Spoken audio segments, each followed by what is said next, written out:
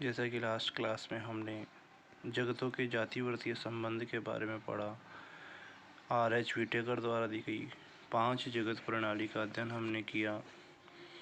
इसी में अगर हम बात करें कुछ उदाहरणों की, 5 जगतों के लक्षण, 5 जगत Monera, protista, fungi, Plantae, animalia. लक्षण, कोशिका के प्रकार।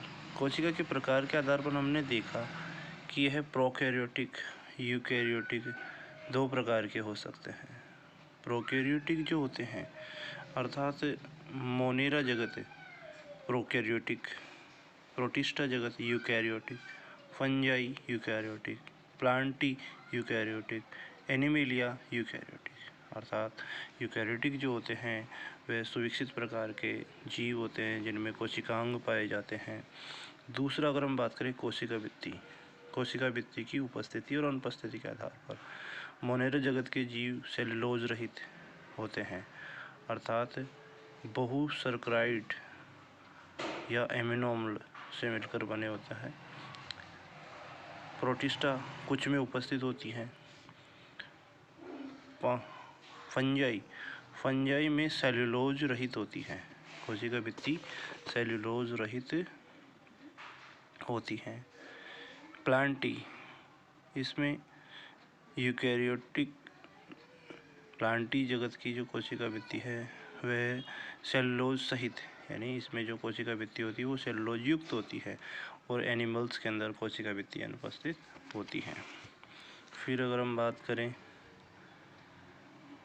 केंद्रक झिल्ली की केंद्रक झिल्ली की उपस्थिति और अनुपस्थिति के आधार पर मोनेरा जगत के अंदर अनुपस्थित होती हैं, प्रोटिस्टा में उपस्थित होती हैं, 5 जगत में उपस्थित होती हैं।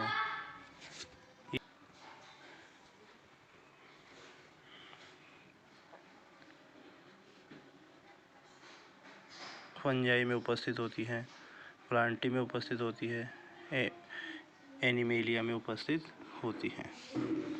फिर अगर हम बात करें काय संरचना कि इनकी कोशिका काय किस प्रकार की होती है। मोनेरा में कोशिका काय कोशिकीय होती है, प्रोटिस्टा में कोशिकीय, फंजाई में बहुकोशिकीय अदृढ़ उत्तकों से बनी हुई होती हैं, प्लांटी के अंदर उत्तक और अंग पाए जाते हैं, एनिमेलिया में उत्तक अंग